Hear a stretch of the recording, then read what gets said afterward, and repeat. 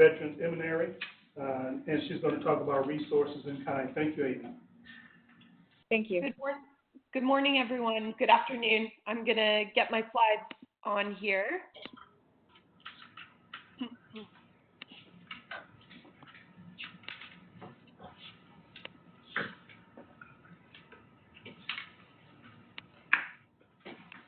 Can everyone see my slide deck there? Yes, we can. Great. As mentioned, my name is Deirdre Armstrong, and I'm the Associate Director of Community Partnerships for the National Veterans Intermediary. And I'd like to give a big thank you to Eric and Tony and Jim and everyone at VA for putting these events together. I've really enjoyed participating. I'm going to be talking today about how to think beyond traditional fundraising and how to identify resources you need, who might have them, and who might be willing to share them. NVI, the National Veterans Intermediary, exists to strengthen all communities with seeds of collaboration. Many of you on the call have already taken advantage of our collaboration funding, but we are more than just funding. We are working to connect communities with resources, whether those resources are in your own communities or available through national partners. We're planning our program for the next phase now, and we welcome your input. You can also sign up for updates like the upcoming launch of our classes with Psych Armor at our website, nvi.org.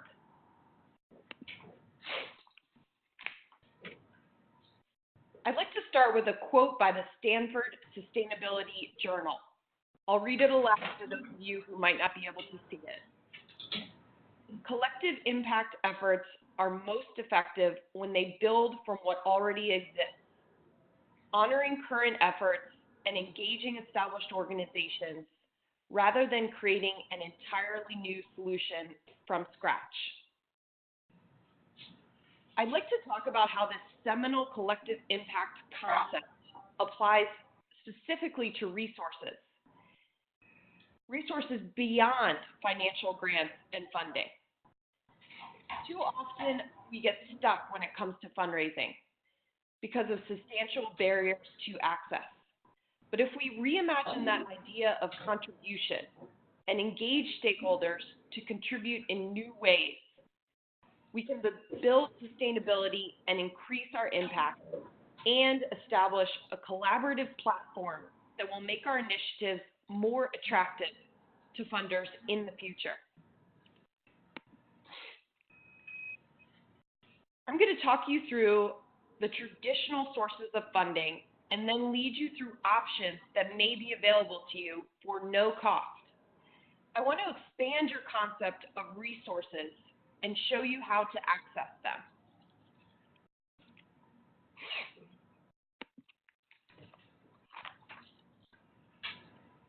Let's start with an assessment of the current landscape. We've been at war for 17 years. Donors are more cautious. They want to see the data that measures the impact of their gift. And there's more competition for every single gift. Many funders have a misunderstanding that CVEBs are government organizations, which may cause hurdles to funding. We know you're frustrated. We all wish there was more money to go around. And we want to make sure that the money that is available goes to where it's needed most. So part of that challenge is to educate funders and stakeholders about your local military and veteran community needs. NVI is trying to do this as well. We are advocating for investment in collaboratives and CVEBs.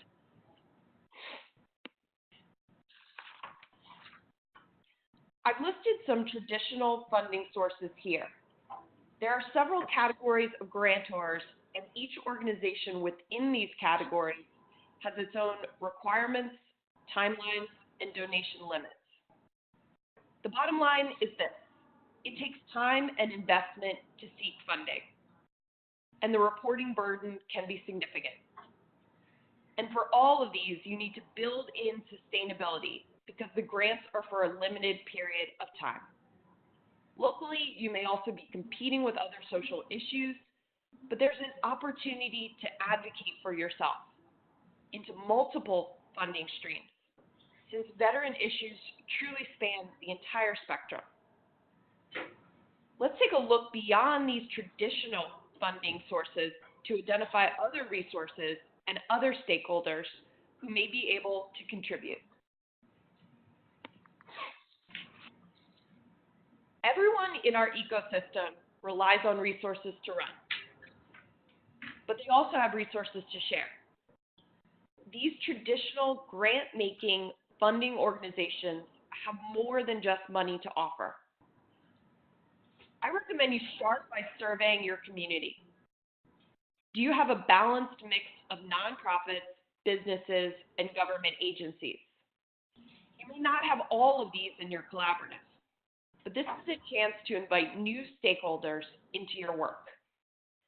These include those shown here and others across the civic landscape, such as law enforcement, public health, public education, and even transportation agencies.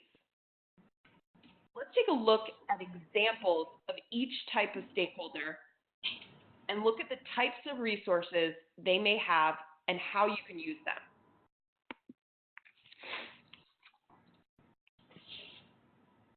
Before I dive in, I'd like to clarify my definitions. When I say infrastructure, I mean building the collaborative versus capacity building, meaning ensuring that you have the right mix of services when the population you serve needs them the most. For our purposes today, we're focusing on 3 types of nonprofits: philanthropic organizations, universities, and intermediaries like NBI. All of them have other assets beyond dollars that you can take advantage of. Things like subject matter expertise, tools, physical space, experts, shared learning opportunities, and training programs. In addition to infrastructure and capacity, these are great partners for advocacy and knowledge building.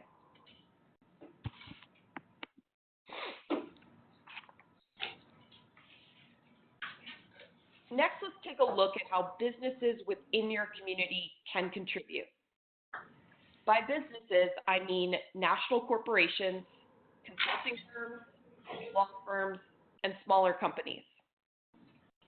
We often think of businesses for cash donations and pro bono work, but they have so much more to offer. There's even a growing movement toward social impact investment. For example, in the real estate sector, some investors are providing social services to the communities inhabiting their buildings on a theory that a stable, healthy community increases the value of their properties over time. Imagine the opportunity for partnership.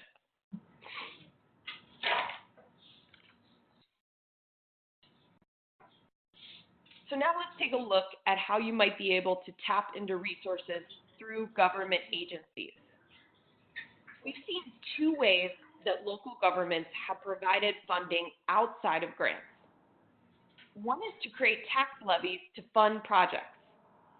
This was successfully implemented in King County in Washington State.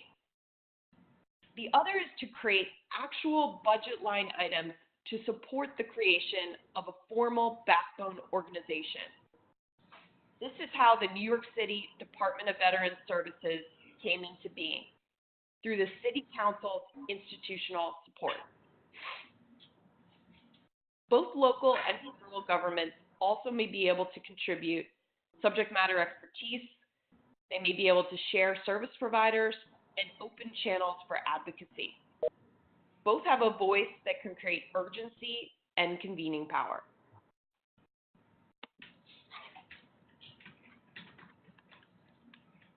If you're not sure where to start, there are a number of resources out there free of charge. You can go online today and download reports, data, and other resources to help you get a handle on the process, evaluation, and organizing concepts. These include the Collective Impact Forum, the Military Family Resource Institute at Purdue University, the Institute for Veterans and Military Families, the Bush Institute, and NVI. I encourage you to explore all these resources frequently as their sites update.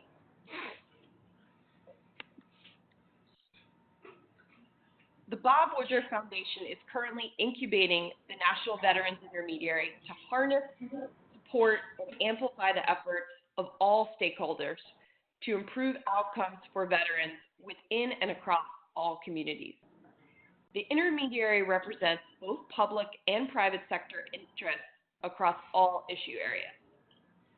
We have invited communities in every state to collaborate, and I'm excited that 80 communities across 33 states have committed to further collaboration in their communities. NVI offers 4 capabilities to stimulate change in their communities: ecosystem data, collaboration funding, learning and collaboration, and public-private collaboration. We are building to add value. We're fostering collective impact conditions within and across communities to improve national impact. Rather than compete or reinvent existing solutions, we aspire to catalyze change where it is needed and help fulfill those unmet needs.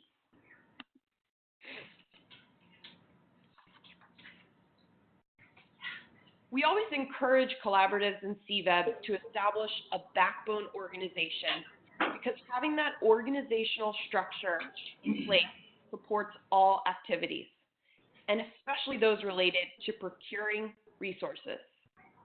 The backbone becomes that de facto leader and manager of the process at every stage.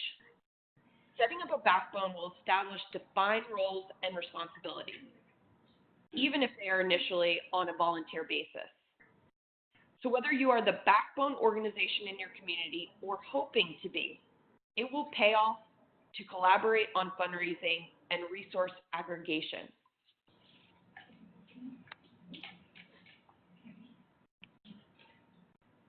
I'd like you to think if you are optimized for collaboration. Identifying contributors is much easier when you have a sense of those objectives. You have a way to measure outcomes. You have a schedule of activities planned, and you have a channel for ongoing communication. If you haven't yet established these norms within your community, you'll need them to identify possible contributors, to coordinate outreach, and also when collaborating with partners to successfully secure those contributions that you need. Again, the backbone organization can take responsibility for shepherding the members of a collaborative.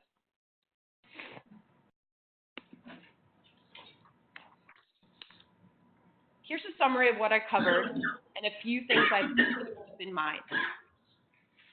Cash is just one type of resource you will need to build a sustainable organization. Service providers shouldn't be the only active members. Bring in those other stakeholders to be a part of every step. The more you can show you're collaborating for impact, the easier it will be to attract funders and contributors. If you're already collaborating, you can deepen those commitments to build capacity.